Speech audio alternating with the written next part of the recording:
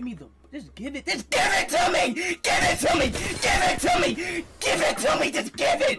Damn.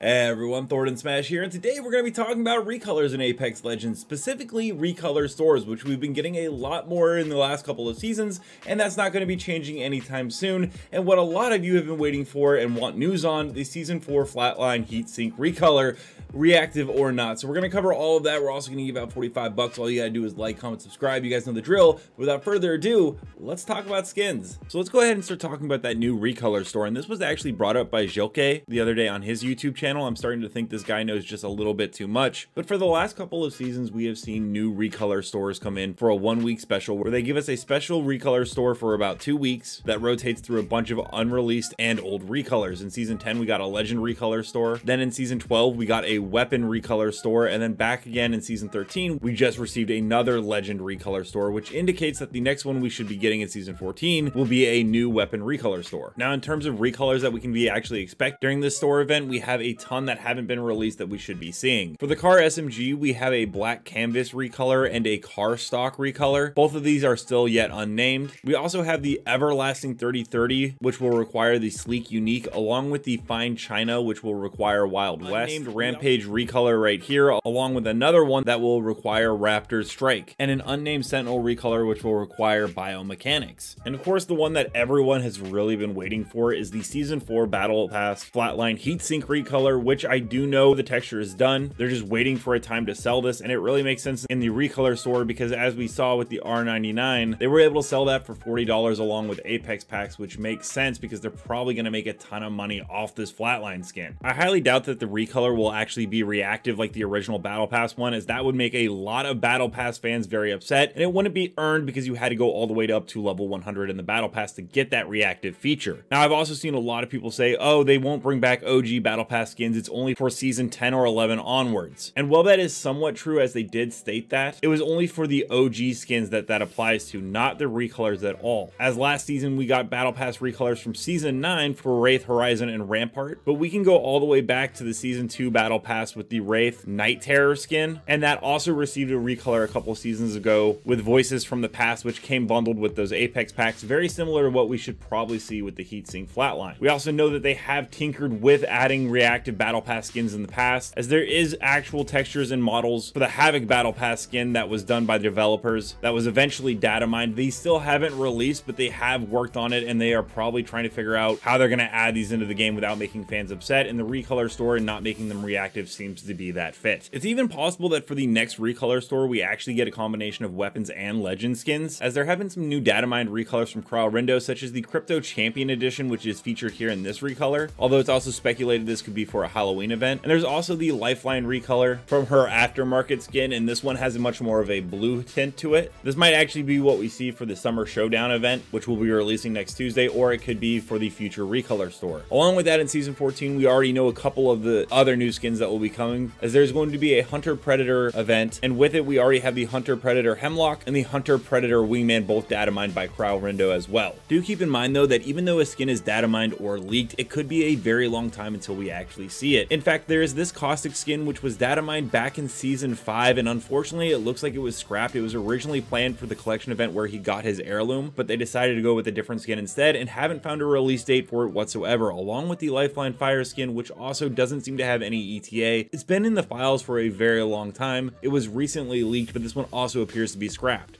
Let me know down below, how do you guys feel about Battle Pass exclusives returning in the form of recolors, and how do you feel about that level 100 and 110 reactive skin also returning in that form? And until next time, Legends, keep slaying in the Outlands, and I'll see you out there.